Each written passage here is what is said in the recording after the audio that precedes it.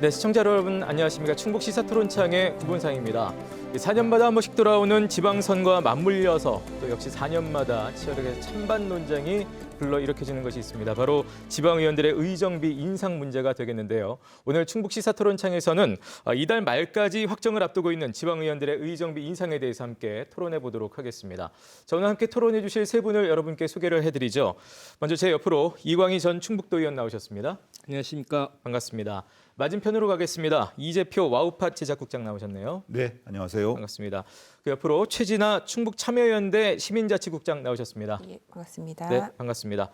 자, 세 분과 함께 하도록 하겠습니다. 먼저 오늘의 주제 영상 함께 보시고 와서 토론 이어가겠습니다.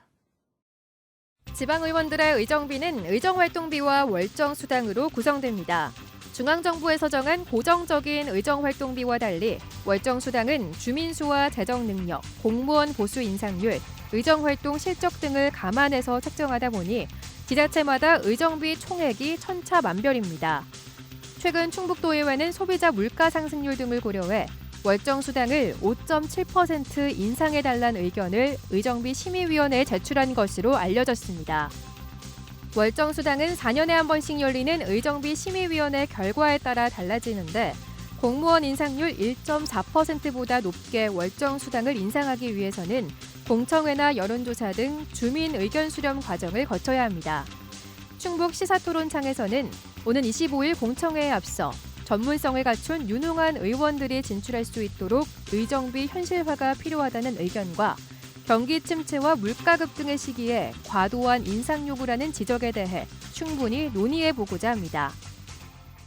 네, 지방의회 의정비, 이 심의회가 열리는 임기 첫 해에 늘 이제 찬반 논란이 불러일으켜지는 그런 주제가 되겠습니다. 일단 세 분 어떻게 생각하시는지 키워드로 간략하게 좀 설명을 듣겠습니다. 이전 의원님부터. 예. 네, 저는 닭이 먼저냐, 계란이 먼저냐의 문제라고 생각을 하는데요. 늘 이제 모든 분들이 그렇게 말씀하셔요. 일을 잘하면은 당연히 현실화 시켜야 되지 않겠느냐. 근데 일을 못해서 문제이고 사고 쳐서 문제이지 않느냐라고 하는데 또 한편으로는 일단 좀 올려주고 그리고 나서 일 잘하는 거를 좀 바라봐야 되지 않겠느냐. 네. 이런 제 의견이 늘 충돌을 하는 거라고 생각을 합니다. 근데 전 개인적으로는 계란이 먼저일지 뭐 닭이 먼저일지 서로 선호가 뒤바뀐 이런 얘기긴 한데 그럼에도 불구하고 뭔가 결정을 좀 이즈음에는 좀 내려줘야 되지 않는가. 이게 4년에 한 번씩 계속 이렇게 같은 주제로 얘기를 하다 보니까 이제는 네네. 저도 지칩니다. 아, 그렇군요. 돈을 올리면 일을 잘 하는 건가요? 이제 그 부분에 대해서도 이제 잠시 후에 저희가 좀 구체적으로 함께 얘기를 나눠보겠습니다. 이재표 국장님은 어떤 키워드 갖고 오셨나요? 네, 저는 폭탄 돌리기라고 말씀드리고 싶은데요. 네. 이게 단순히 액수가 많다 적다의 문제는 아닌 것 같아요. 받는 사람은 적다고 생각할 수도 있고 또 주민들이 생각할 때는 하는 일도 없는데 뭐 이렇게 많이 받아가냐라고 생각할 수도 있는 문제라고 생각하는데 저는 이 의정비를 4년마다 그 심의라는 방식 자체가 저는 문제가 있다. 결국에는 이 문제의 본질에 대해서 잘 알고 있는 사람들은 이렇게 풀어서는 안 된다라는 것을 이미 알고 있음에도 불구하고 공무원 보수 인상률보다 높으면은 이제 공청회라든지 또 여론조사를 하도록 돼 있잖아요. 네. 이거는 이제 겉으로 포장은 서로 머리를 맞대는 어떤 수기의 형태를 취하고 있으나 내용으로 보면은 어느 누구도 의정비 올려주자고 말할 수는 없는 상황이라는 거죠. 여론조사 결과도 마찬가지일 테고 그렇기 때문에 이 4년마다 한 번씩 갈등을 유발시키고 의회의 효용감을 떨어뜨리는 저는 이 방식 자체에 대해서 저는 문제를 제기하고 싶습니다. 네, 그 내용도 잠시 후에 저희가 더 자세하게 설명 좀 들어보겠습니다. 최진아 국장님. 예, 저는 선불제라고 정해봤는데요. 네. 선불제라고 하는 건 물건이나 서비스를 구입할 때 뭐 그만큼의 신뢰가 있어야 가능한 방식이라고 생각이 듭니다. 근데 지금의 지방의회 의정비에 대한 것은 4년어치 의정비를 미리 결정하라라고 하면서도 정작 그 상품이라고 할 수 있는 지방의회 활동 혹은 앞으로 어떻게 활동하겠다라는 믿음에 대한 이 상품의 가치 혹은 그 믿음은 전혀 주지 못하고 있는 상황이 아닌가라는 생각이 들고요. 네. 뭐 4년에 한 번 매번 의정비 인상 관련돼서 소모적인 논쟁이 이어지는 이유도 결국 이 지방의회가 제대로 활동만 했으면 이런 논쟁 저는 되풀이될 이유조차 없다라고 생각이 듭니다. 그런 기본조차 제대로 되지 않은 상태에서 의정비가 낮아서 일을 제대로 못한다라는 지적 자체가 조금 앞뒤가 바뀐 말이 되지 않는 이야기가 아닌가라는 생각에서 선불제라고 정해봤습니다. 네. 다시 이제 꼬리를 물어서 닭이 먼저나 달걀이 먼저나 그 얘기가 될 것 같습니다. 일단 의정비 인상 또 어떻게 얘기하면 의정비 현실화라고 표현할 수가 있을 것 같은데요. 솔직하게 세 분 뭐 어떻게 생각을 하시는지, 특히 이제 이전 의원님 같은 경우는 이제 선배 의원으로서 여러 가지 또 생각들이 있으실 것 같습니다. 세 분 모두 자유롭게 좀 듣겠습니다. 예, 먼저 듣죠. 2010년도에 처음에 이제 도의원이 되고 나서 첫 번째 그 이제 의정비를 받아 들었는데 생각보다 너무 적은 거예요. 근데 당시에 이제 의정비가 새로 만들어졌기 때문에 이제 돈 받고 일하는 의원이 됐으니 월급값은 해야 되는 거 아니냐, 뭐 이런 얘기들이 좀 많았을 즈음이었었는데, 그래서 첫 달 받은 거를 공개를 했죠. 전국적으로 페이스북에 아니, SNS에 공개를 하고, 그러고 나서 이제 아마 제가 쓴 글 중에서 가장 많은 주목을 받았었던 것 같은데요. 그러고 나니까 거기서 찬반 논란이 굉장히 많이 벌어지더라고요. 저는 이제 기본적으로는 이게 의정비를 인상한다고 하는데 인상보다는 현실화라는 말이 맞거든요. 그러니까 직업 정치인을, 지방 정치인을 만들 것이냐 아니냐의 문제예요. 근데 우리나라는 지금 그 지방 의원을 직업의 개념으로 보지 않는 겁니다. 그러다 보니까, 그러니까 예컨대 국회의원은 150일 의정 활동하는 날짜가 150일 이상 된다고 해서 직업으로 보고, 지방의회 같은 경우는 130일 전후에서 한다고 안 보는 거거든요. 그럼 20일을 더 일하면은 직업 정치인으로 봐줄 수 있는 거 아닌가요? 그리고 이번에 이제 행정안전부에서 지방자치법 전면 개정을 하지 않았습니까? 거기에도 지방의회의 겸직금지라든가 이런 조항이 굉장히 많이 강화되면서 사실상의 법적 내용으로는 그 직업 정치인화 시켜 놓고 조건은 그렇지 않게 지금 이렇게 책정을 한다는 게, 저는 그게 좀 아쉬웠다는 생각이 좀 들었습니다. 예. 다른 두 분은 어떻게 생각하세요? 예. 최국장님 먼저 좀 들어볼까요? 예, 뭐 현실화라고도 하셨고 인상이라고도 해주셨는데 기본적인 전제에서는 유사하다고 보여집니다. 지방의회가 주민들의 대표라고 이야기하는데 그에 걸맞는 활동에 집중할 수 있도록 하는 적절한 보상을 하는 것, 그것이 주민들 스스로의 목소리를 높이는 것이라는 전제에는 저도 역시 동의를 하지만 네. 그 의정비 인상, 현실화라는 그 이야기 앞선 조건으로서는 인상을 해야 하는 합리적인 이유가 있어야 당연히 가능하겠죠. 근데 의정비 인상의 문제를 보면 스스로 이제 주민들을 대표하고 있다라고 하지만 주민들의 공감되는 지금 인상은 절대적으로 반대가 조금 더 많을 것 같고요. 지금까지 지방의회가 보여준 뭐 전문성의 문제나 아니면 도덕성, 여러 자질의 문제에 대해서 뭐 주민들이 여전히 낮은 평가를 할 수밖에 없도록 하는 활동으로 보여주면서 의정비 인상이나 현실화를 이야기하는 것 자체가 사실 주민의 대표로서라고 하는 그 자리에서의 의정비를 논하는 자격 자체가 조금 애매한 것 아닌가. 저는 분명한 이유가 있어야 의정비 현실화도 통할 수 있는 이야기다라고 생각이 듭니다. 네. 그야말로 세금을 내는 주민들 입장에서는 그런 목소리가 또 있을 수 있다고 생각이 되는데, 이재표 국장님은 어떻게 생각하세요? 예, 저는 다른 차원의 얘기를 좀 해본다고 예, 예. 하면은 일단 연봉으로 도대체 얼마 받느냐.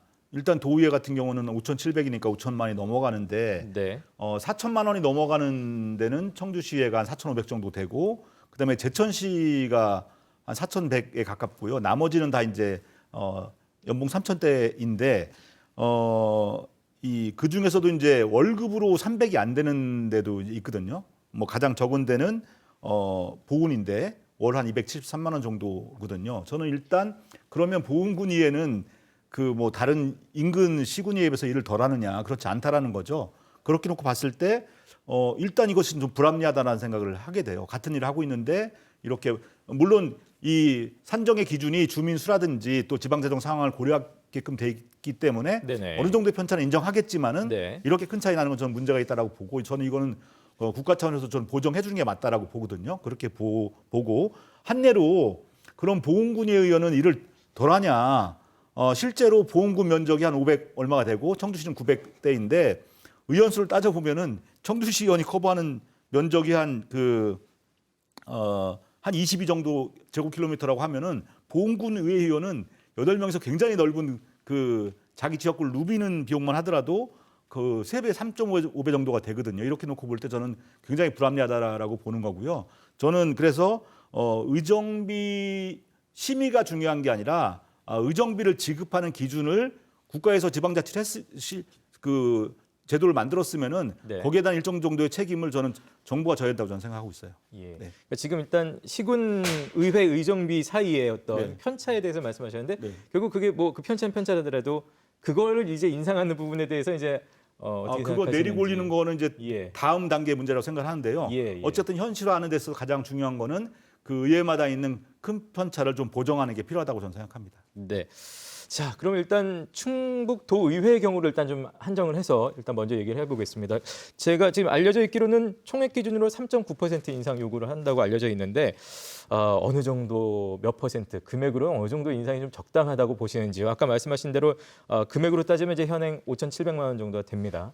솔직하게 어떤 정도 인상이 되면은 좀 괜찮다고 보시는지 아니면 뭐 자유롭게 듣겠습니다. 이런 건 같은 경우는 이제 기준으로 삼는 게 공무원 그 해의 공무원 임금 인상 그렇죠. 분이에요. 예. 우리나라는 지방의원에 대해서는 지방의원 법이 없어요. 네. 그러다 보니까 공무원도 아니고 그러면서 뭐 선출직 공무원이기도 하다고도 하면서 공무원도 아니고 이런 이제 약간 애매모호한 상황인데 공무원으로 굳이 치면 그 2급 정도 되는 거죠. 부단체장급 정도가 그 도의원급이라고 합니다. 부단체장 급여는 그 9천에서 1억 6천까지 이렇게 구간이 나눠져 있고요.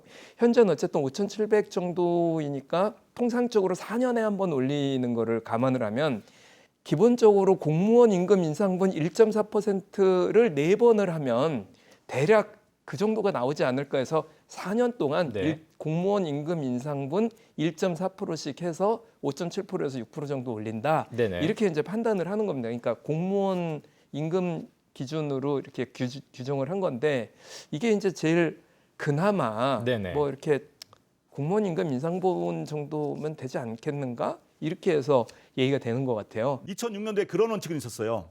어쨌든 간에 이 단체장 급여의 2분의 1을 넘지 않도록 한다라는 논의가 있었거든요. 그것도 결정된 건 아니지만은 그렇게 놓고 봤을 때 지금 단체장 도지사 월급이 그 광역단체장 월급이 부단체장의 급수에 따라 달라요. 그러니까 최저 한 1억 한 100 몇만 원에서 최대한 1억 4천 정도가 되거든요. 그렇게 놓고 보면은 그걸 반 나누게 되면은 사실은 그 5,700보다 더 많을 수도 있거든요. 그렇게 놓고 봤을 때 네. 어쨌든 기준은 없지만은 퍼센트를 떠나서 네. 이 여기에 대해서 이 모호함을 먼저 극복하는 게 저는 먼저다라는 생각을 합니다. 네. 최국장님 어떻게 보시나요? 예, 저는 좀 구체적인 수치를 말씀드려야 될 것 같은데요. 예. 현재 수준에서 인상률은 저는 1.4에서 최대한 해도 2%를 넘지 않아야 한다라고 네네. 저는 이야기를 좀 드리고 싶은데 앞서도 말씀드렸다시피 의정비 현실화의 기본 전제는 그럼직한 이유가 있어야 합니다. 그런데 지금의 지방의회는 주민들에게 전혀 그럼직한 이유를 주지 못한 상태다라는 것은 좀 부정적으로 볼 수밖에 없는 입장이라고 생각이 들고요. 또 하나 이제 4년 내내 이 지금 결정된 금액을 받는 것 같지만 소폭 인상은 매년 됩니다. 이런 부분까지 적용되는 것까지 고민하면 뭐 또 여러 지금의 상황 2022년이 가진 특수한 상황도 저는 고려되어야 할 것 같은데 네네. 앞으로 몇 년간 IMF 때보다 더 어려운 예. 시절이 이어질 거다. 뭐 삼고 시대라는 이야기가 나올 정도로 주민들의 겪는 어려운 상황이 굉장히 심각한데 이런 상황에서 뭐 한 자릿수 5% 혹은 10% 이상의 두 자릿수의 인상을 이야기하는 것 자체가 주민의 대표로서 적합하지 않는 결정이라고 생각이 들어서 저는 1.4에서 최대 2%라고 이야기 드리고 싶습니다. 예. 네. 지금 저희가 도의회의 경우 얘기를 좀 나눠봤는데요. 아직 결정 안 됐습니다만 뭐 현재 거론되고 있는 나머지 의정비 인상률은 어느 정도 되는지 데이터를 갖고 계신 분이 좀 설명을 제가 최국장님. 좀 말씀을 드려야 될 것 같은데요. 굉장히 천차만별이다. 지역의회는 그런 상황이라고 좀 먼저 말씀을 드릴 것 같은데 네. 의정비 관련 언론 보도 보면 대부분 1.4%를 초과하는 인상폭으로 결정해서 의견 수렴 절차가 진행된다 정도 수준으로밖에 되어 있지 않기 때문에 많은 주민들은 언론 보도 보시면 1.4% 올리는 건가라고 착각하실 수도 있다라고 생각이 들어요. 근데 네. 앞 이야기해 주신 것처럼 충북도의회의 경우 월정 수당을 기준으로 하면 5.7% 인상률 안을 내놓고 있는 상황이고 예. 청주시의회 역시 같은 5.7%를 요구하고 있는 상황입니다.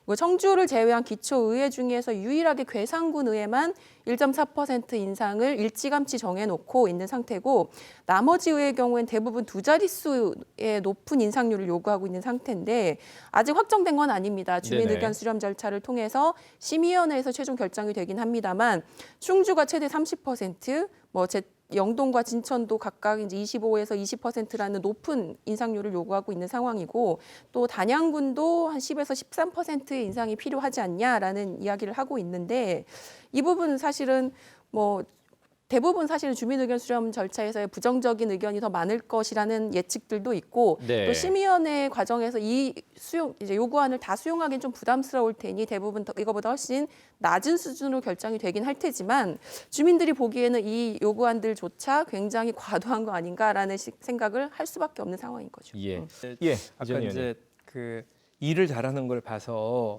이제 잘하면은 더 주고 이랬는데 대한민국의 정치 속성상 정치인에 대해서 호의적으로 접근하기는 어떤 평가를 내리기는 굉장히 어려울 거다라고 생각을 하고요.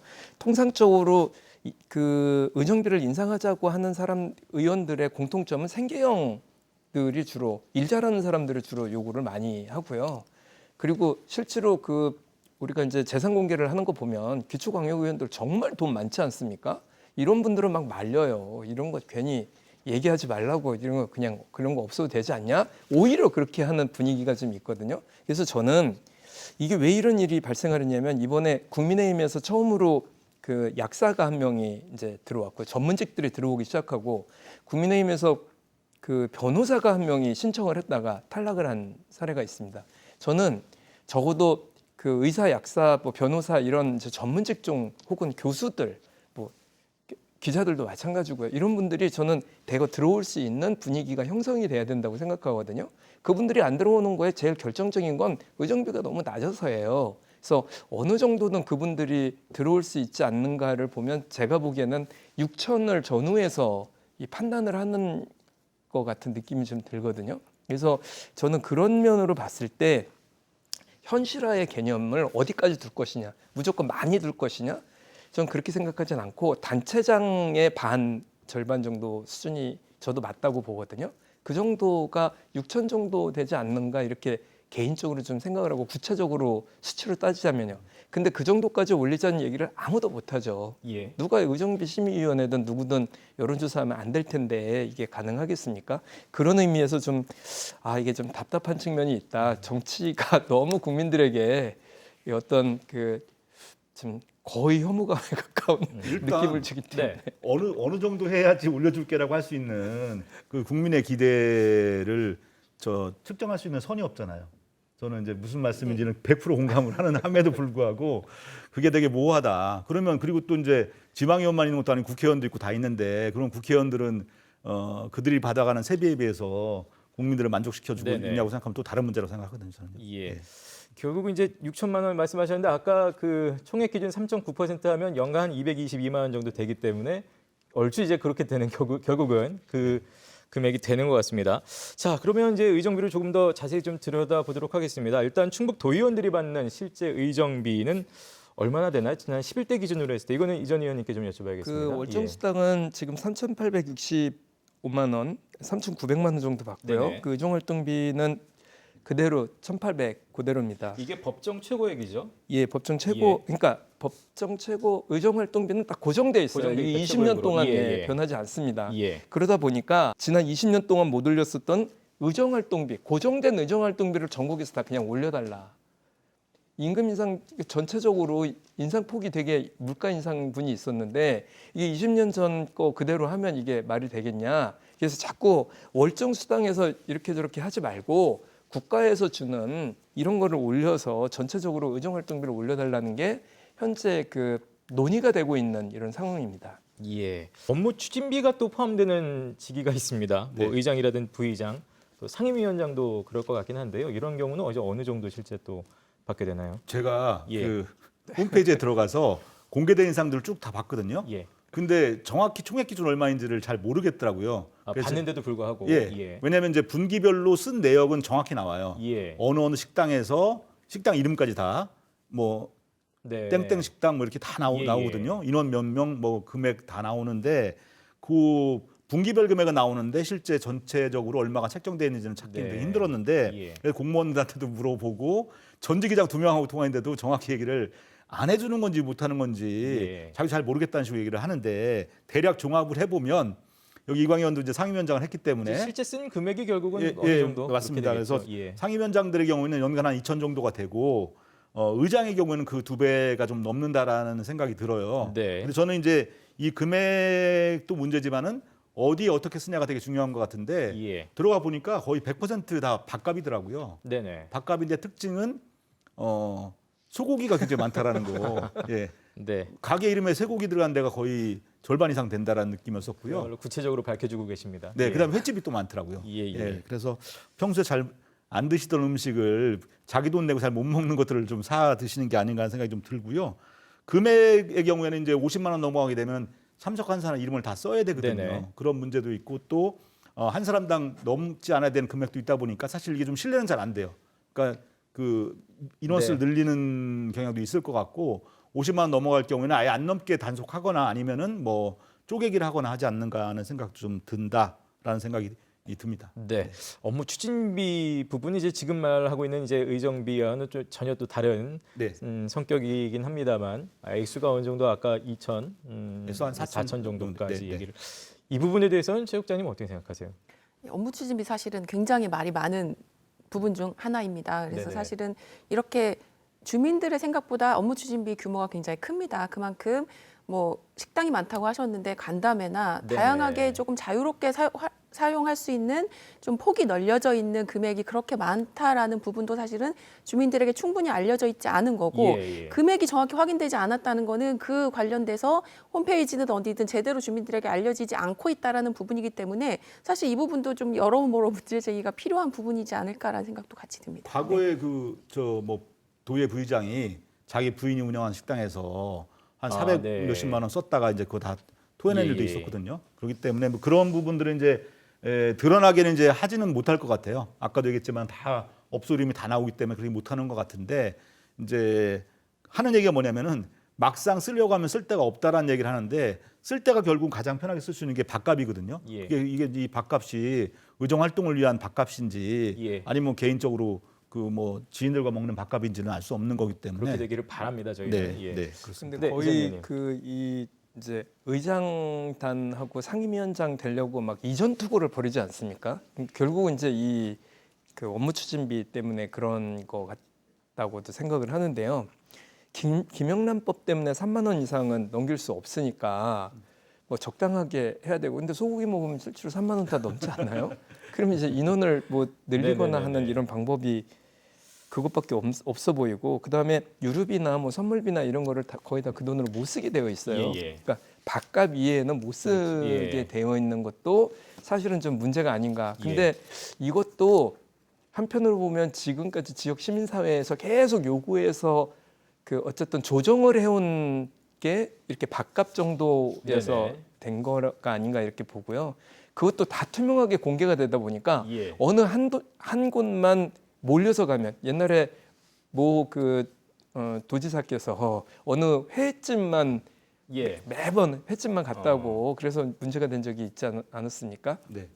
그런 것처럼 이제 아무래도 이제 그런 게 다 공개가 되는 이게 의외로 업무 추진비는 굉장히 투명하게 공개가 돼요. 예. 예, 밥값의 개념임에도 불구하고 그래서 그런 것 때문에 문제가 있지 않나 생각을 네. 하고요. 예, 어쨌든 시민사회에서는 굉장히 예. 부정적으로 시민들도 그렇고 느낌으로 오는 거고 의원이 되면은 이 업무 추진비를 쓰려고 혈안이 돼 있는 거고 예. 이런 이제 어떤 경계선에 있는 것 같습니다. 예.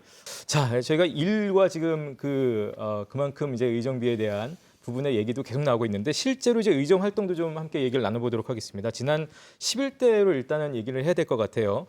뭐 조례 재개정이라든지 5분 발언 물론 이걸로 다 활동을 다 이렇게 말할 수는 없겠습니다만 일단 드러나 있는 수치가 이제 그 정도가 있으니까요. 평균을 좀 내본다면 어느 정도로 평가할 수 있을까요, 예. 체육장님? 예. 앞서 이제 얼마나 도대체 활동을 해야 의정비 인상에 찬성할 네네. 거냐 이제 의문을 던져주셨는데 사실은 그 해답은 이제 의정 활동의 내용 그리고 이제 논란으로 비롯한 이제 활동 전반에 대한 평가로부터 비롯이 된다고 생각이 들고요. 의정비 인상을 결정하는 여러 요인 중에 뭐 주민 수도 있고 재정 상황도 있지만 가장 저는 핵심이 되어야 할 것이 지방의회 의정 활동의 실적인데 지금 의정비 인상 앞두고 이 실적이 어떻 뭐 제대로 됐냐라는 이야기를 하는 곳은 별로 없다라고 저는 생각이 듭니다. 말씀해 주신 것처럼 수치상으로 양적 평가만으로 제대로 의회 평가가 되지 못하는 부분은 분명 있지만 저희가 이제 4년 동안의 활동을 좀 보면 서면 질의의 경우 4년간 360여 건, 의원 1인당 11건꼴로 이제 서면 질의를 해주셨고 이제 입법 기관으로서의 중요한 기능이라고 하는 조례 발의 건수는 이제 의원 발의 조례가 총 이제 403건인데 의원 1인당으로 치면 12건 정도가 좀 못 미치는 것 같아요. 그리고 이 외에도 이제 대집행부 질문의 경우에도 중복 질문을 제외하고 4년간 총 10명의 의원들이 18건을 진행하기도 했습니다.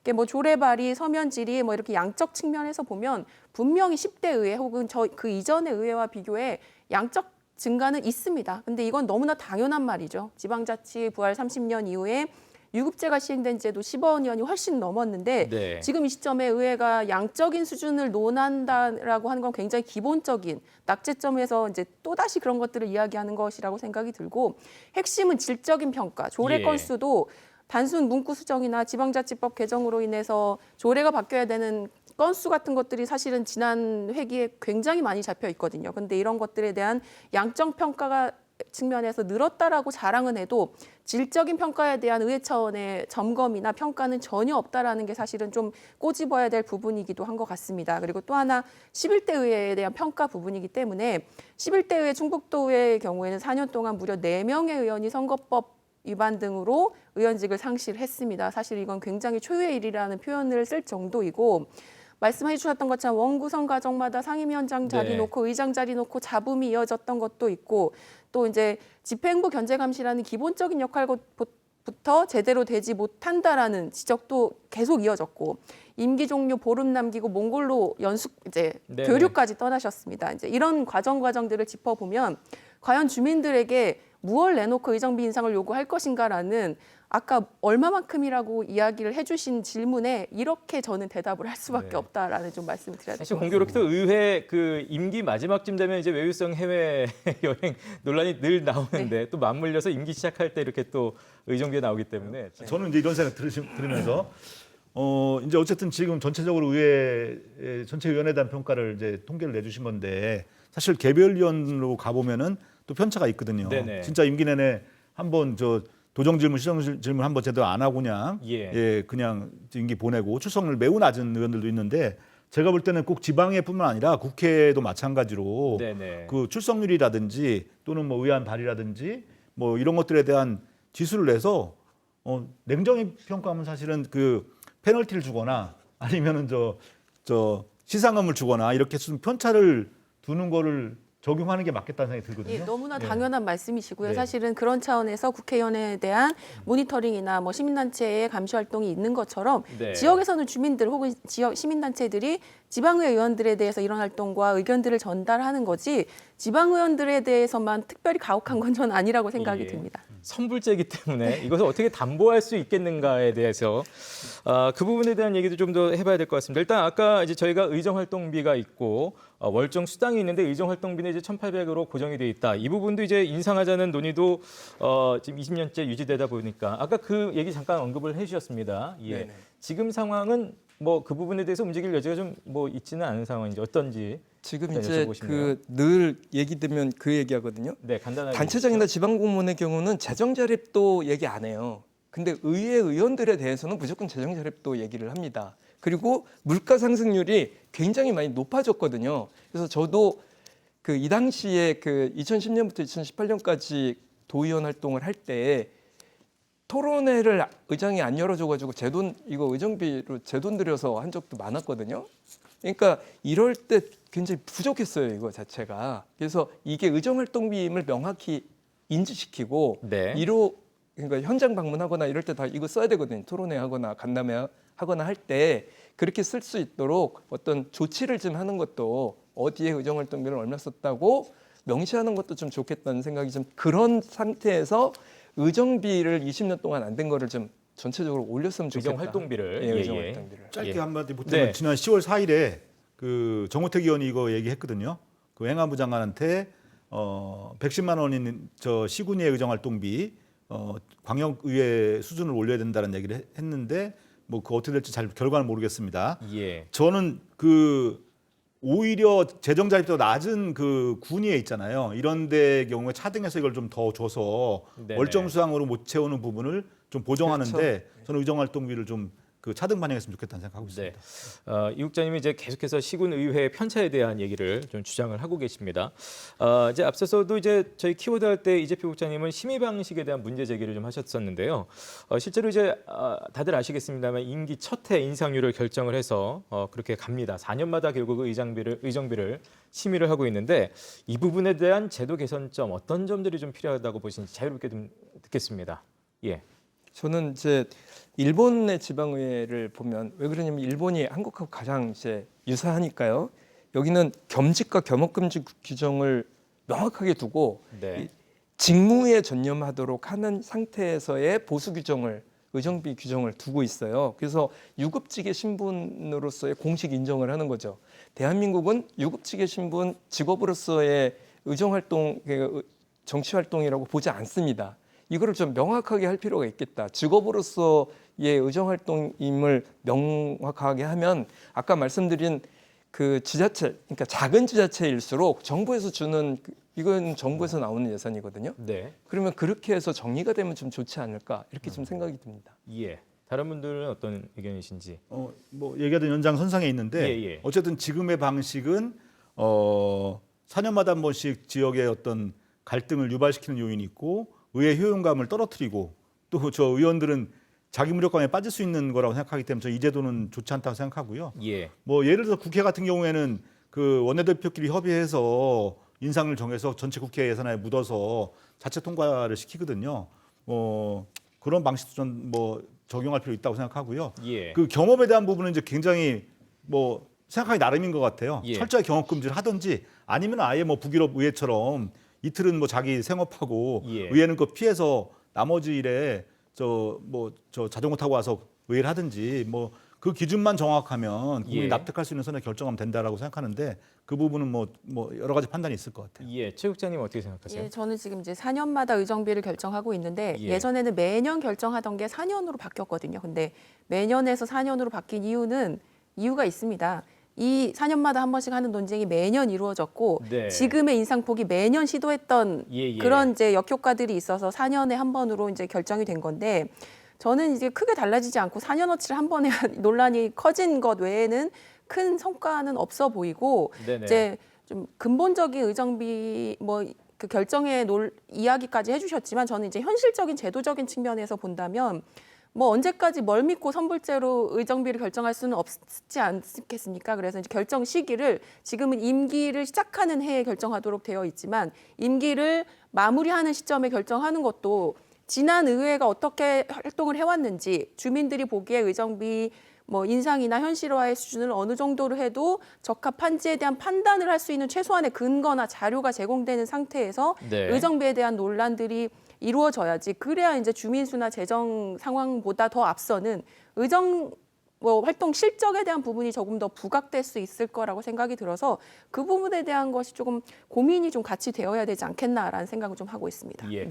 다른 두 분이 이제 겸직에 대한 얘기를 같이 여기 묻어서 해주셨기 때문에 최국장님께도 혹시 겸직에 대해서 어떻게 생각하시는지 이 겸직 금지로서 이제 직업으로서 명확하게 되면 결국 그만큼의 어떤 보존되는 돈에 대한 얘기가 나올 수밖에 없고 또 반면에 이제 기초의회라는 게 결국 4년짜리 비정규직일 수도 있기 때문에 본인의 이 업을 그만두고 들어왔다가 다시 업으로 돌아가는 게 가능한 전문직들도 있겠지만 아닌 분들도 분명히 있을 거기 때문에 현실적으로 참 뭐 말하기가 쉽지 않은 부분입니다. 예, 뭐 간단하게. 겸직의 예. 경우에 이제 도의회에서는 35명 중에 37%가 겸직을 하고 있다라고 밝혔는데 사실은 이제 보수 수령 여부랑 보수 수령만 놓고 보면 사실 그렇지만 보수 수령 상관없이 사업체나 법인의 대표를 맡고 있는 경우는 사실은 저는 겸직으로 봐야 한다고 생각하는데 그런 경우까지 치면 45%가 겸직을 가지고 있습니다.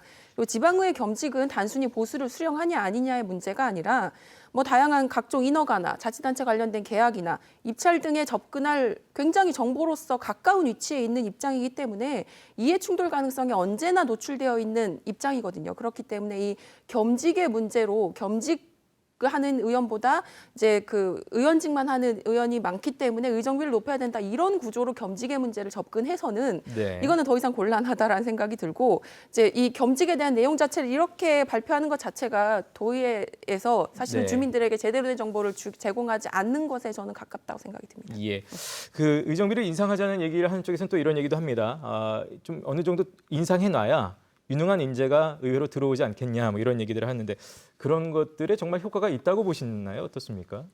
저는 그 최고의 유능한 인재는 예. 뭐 전문직이 아니라 젊은 나이부터 정치를 하고자 하는 직업 정치인이라고 저는 생각하거든요. 그러니까 저는 지금 대한민국 정치의 문제가 교육부터 학창 시절부터 정치에 대한 훈련이 돼 있지 않은 우리의 구조, 정치와 분리시키는 구조, 그리고 나서 뭔가 자기가 개인적 성공을 해서 돈이 좀 생기고 나면 정치판에 뛰어드는, 명예가 생기고 나면 뛰어드는 이런 구조라고 생각하기 때문에 저는 젊은 청년 정치인이 정치하다가 낙선하게 되면은 뭐 그 낙선한 기간 동안은 그냥 실직이잖아요. 네네. 그래 그러한 것들을 충분히 전 감안해야 된다고 생각하고요. 적어도 이 겸직 금지 하에서의 어떤 그 지방의 운영한다라고 하는 게 필요할 것 같고요. 아까 잠깐 뭐 전문직 얘기 나왔는데 제가 한번 통계를 보니까 그 올해 이 광역위원회에 당선된 법조인, 어쨌든 입법을 하는 기관이니까 여기에 18명인데 법무사 빼고 변호사가 16명이더라고요. 그러니까 전국 이번에 전 광역위에 16명이 들어왔고 2명은 이제 비례대표였는데 4년 전에는 5명이었거든요.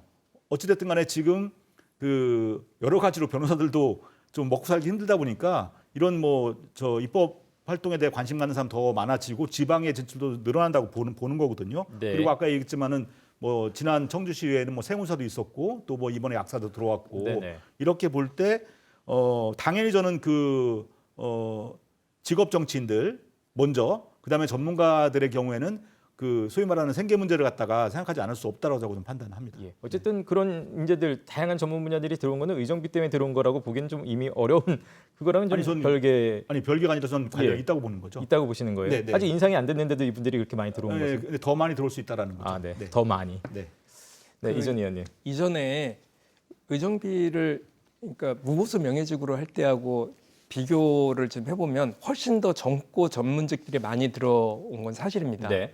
그리고 그 정당 공천제가 있을 때 없을 때하고 있을 때의 차이는 정당 공천제가 없을 때는 그 강력 범죄인들이 선거를 통해서 자기 그 신분 세탁을 하는 도구로 쓰기도 했었기 때문에 어쨌든 정당 공천제가 생기고 나서는 유능하고 젊으면서 그 전문직들이 어쨌든 들어오게 되기 시작한 건 맞는 거라고 좀 보고요.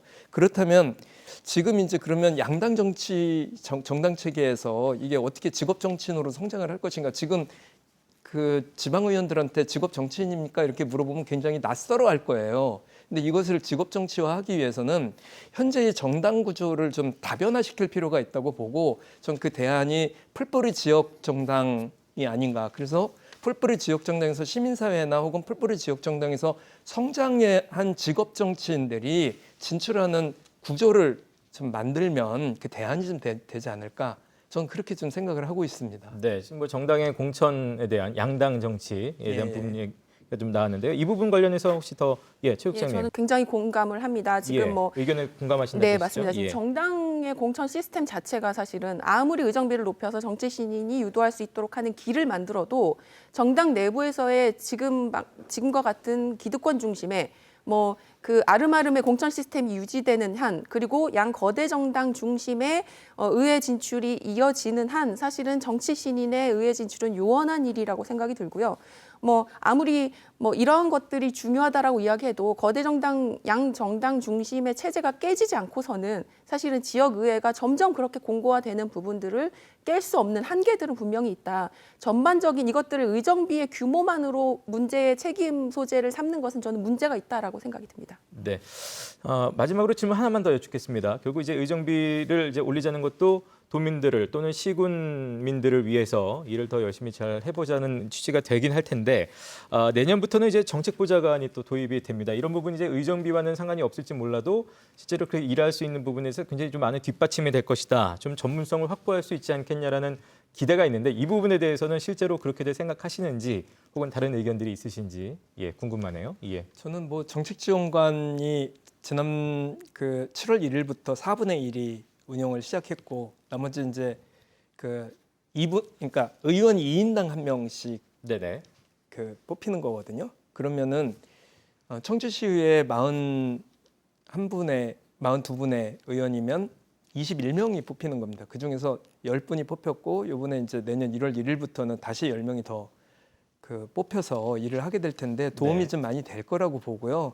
문제가 되는 거는 그러면은 그 전에 의회직을 가졌었던 의회 공무원들은 어떤 일을 할 것인가에 대해서 판단을 좀 해야 된다고 좀 보거든요. 그래서 이제 제 생각 같아서는 1인당 1명으로 가야 이게 이제 그 좀 도움을 받을 수 있는 것 같은데 지금 그 한 100일 정도 운영을 해본 제 개인적 평가에 의하면 썩 맞닥하지가 않습니다. 공무원 더 뽑아놓은 느낌? 그냥 일 안 하고 일 시킬 때까지 가만히 있는 시킨 일만 하는 네네. 그러니까 원래 의도했었던 건 그게 아니지 않습니까? 그래서 좀 조금 더 지켜봐야 되지 않을까. 도움은 될 거다 이런 생각이 좀 듭니다. 그렇다고 시키지 않은 일을 먼저 앞서서 할 수는 없을 거고 잘 시켜야 될 텐데. 저는 100% 공감하거든요. 예. 사실 미리 얘기 안 했는데 똑같은 생각 갖고 있는데 예. 있으면 낫겠죠 분명히. 예. 난 거 분명한데 그러면 적극적으로 일할 수 있는 환경을 만들어야 되는데 저는 그래서 공무원 뽑듯이 뽑는 게 아니라 네. 정당 추천을 뽑았으면 좋겠어요. 그러니까 의석수 비례에 의해서 각 정당에서 추천해서 그 정당의 정책이라든지 이런 것도 반영할 수 있는 사람을 뽑아서 그 다음에 설사 의회의 구조가 바뀌어서 몇 명이 그만둔다고 하더라도 그렇게 뽑을 때 저는 일할 수 있다고 생각을 하는 거고요. 그 다음에 이제 그러면 뭐 이것도 양당이냐? 예. 그 비교섭 단체 몫으로도 배정을 해서 그렇게 뽑아서 다양한 정치적 목소리를 낼 수 있는 그런 형태의 의회 국회의원 보좌관과 같은 형태의 정책 지원관이 필요하다. 지금 말씀하신 대로 이렇게 뽑아놓는 건 결국에는 그 의회 사무처 사무국 직원들 더 뽑아놓는 것밖에 안 되기 때문에 저는 효과가 없다. 돈은 쓰지만은 효과는 나올 수 없는 시스템이다라고 생각하거든요. 국회의원 보좌관처럼 해야 된다라는 말씀. 그러니까 지방자치도 전 정치라고 생각해요. 그러니까 자치는 마치 이거는 뭐 지방자치단체 이게 아니라 지방정부고 지방의회도 국회와 똑같은 의회라는 거죠. 근데 마치 이거는 무슨 우리 학교에서 무슨 학급회의 하듯이 바라보고 자치단체로 바라보는 관점 자체가 저는 굉장히 잘못되어 있다라고 생각하거든요. 폭력이라고 생각해요. 정치의 파이를 좀 폭력이다. 키워야 된다라는 얘기로 들리고요. 최육장님. 이제 정책 지원 전문 인력의 도입이 지방의회 전문성 강화를 위해서 굉장히 획기적인 안처럼 사실은 이야기가 되고 있습니다. 근데 이제 의원님 말씀해 주신 것처럼 의원이 시켜서 하는 일을 대행하는 정도의 수준이라면 저는 전문성을 높이는 일에 전혀 접근할 수도 없다고 생각이 들고 이제 지방의회 의원들이 시키는 일을 대행하는 게 아니라 전문성을 이제 정책적인 역할을 기능을 좀 할 수 있도록 이제 제대로 연구도 사실 좀 연구자로서의 역량이나 뭐 그러한 좀 기능을 할 수 있는 좀 그 역량을 갖춘 인재들이 사실은 그 자리에 가는 게 우선은 맞을 거고 그리고 이제 아무리 인재들이 잘 들어와도 그들과 시너지를 내야 할 의원들이 제대로 역할하지 않고 자신들이 해야 할 역할을 그냥 지원 인력에게 주기만 하면 저는 소용이 없다고 생각이 들고 같이 연구를 하고 뭔가를 내놓는 좀 이렇게 같이 합을 맞춰가는 과정이 필요한데 지금까지는 그런 모습을 좀 기대할 수 없었고 내년 말씀하신 것처럼 이제 절반 수준까지 지원 인력이 확보가 되면 그 부분을 조금 함께 좀 고민해 볼 수 있는 여지라도 좀 생기지 않을까라는 생각은 좀 듭니다. 네. 자, 세 분과 함께 치열한 토론 나눠봤습니다. 이제 마무리 발언 짧게 좀 부탁을 드리겠습니다. 최욱장님부터 좀 들어볼까요? 뭐 앞서도 말씀드렸지만 지방의회 의원들에 대해서 이야기하면 너무 냉정한 평가하는 거 아니냐 말씀하십니다. 그러나 그 냉정한 평가를 만든 것도 결국 지방의회 스스로라고 저는 생각이 들고요. 이제 의정비 인상 얘기하면서 타 지역, 타 시도 의회는 요만큼인데 우리는 그거보다 훨씬 적더라. 혹은 국회의원과 비교해서 혹은 자치단체장과 비교해서 하는 평가들이 뭐 굉장히 지금 헛고처럼 들리는 이유는 지방의회 스스로 그러한 좀 정제된 활동을 내놓지 못하고 있다라는 이유이기도 합니다. 주민들이 생각하기에 사실은 말씀해 주신 것처럼 뭐 만족할 만한 의정 활동까지 이르는 그렇게 긍정적인 평가를 하기는 쉽지 않겠지만 지금처럼 똑같은 논란, 똑같은 뭐 비판적인 평가, 바닥 수준의 신뢰가 계속되는 한 의정비에 대한 논란은 뭐 4년마다가 아니라 계속 이어질 수밖에 없다. 이것들을 풀어낼 뭐 책임 뭐 그거에 대한 숙제를 풀어내는 것도 모두 다 지방의회가 해야 될 역할이다라고 생각이 듭니다. 네, 이전 의원님. 저는요, 이 의정비 문제를 그냥 의정비만의 문제가 아니라 기본적인 어떤 제도적인 그 측면에서 좀 바라봐야 된다고 생각을 하거든요. 그 상권 분립에 있어서 지방자치는 입법기관으로서 바라보이는 게 아니라 이렇게 약간 보조기관처럼 되어 있는데 명확하게 여기에 대해서 입법기관으로서의 역할들을 할 수 있도록 해야 된다고 보고요. 그러기 위해서는 지방의원으로서 역할을 제대로 수행하기 위해서라도 겸직금지 조항을 철저하게 배치를 해서 직업으로서의 자기 그 역량을 발현할 수 있도록 이런 두 가지 시스템이 좀 제도적으로 보장이 돼야 되지 않겠나 이런 생각이 좀 들었습니다. 네, 이 국장님. 예. 네. 요즘 국회 보면 정말 정쟁의 도가니잖아요. 그리고 이제 법률 사실 계속 뭐 바꾸고 입법하고 하는데 내용을 보면 대부분이 선언적인 것들이에요. 어찌 보면 우리 삶에 정말 우리 삶을 좌지우지하고 우리 어떤 밀접한 위치에 있는 건 전 지역의 조례라고 생각하거든요. 그런 측면에서 저는 지방의 역할 되게 중요하다라고 보고 우리가 국회의원 세비로 한 달에 1억 5천을 주고 또 1년에 의원실 하나 운영하는데 거의 8억 가까운 돈이 들어가거든요. 지방의회를 올리자는 얘기를 하는 게 아니라 지방의회에 우리가 돈을 쓴다고 한다면은 그 돈을 정말 아깝지 않게 쓸 수 있는 게 필요하다. 비슷한 맥락인데 저는 지방 자치가 아니라 지방 정치라는 개념으로 제도도 정비하고 또 그들에 대한 대우도 그렇게 바뀌어야 된다라고 생각합니다. 네, 자, 세 분과 함께했습니다. 오늘 감사드리겠습니다. 고맙습니다. 네. 자, 의정비 인상 관련해서 찬반에 대한 다양한 얘기들을 좀 들어봤습니다. 세금으로 주어지는 의정비, 지역민들의 의견 그리고 현실적인 상황들이 고려돼서 또 의정비가 잘 결정되기를 바라겠습니다. 충북 시사토론창 오늘 순서는 여기서 마치겠습니다. 시청해주신 여러분 고맙습니다.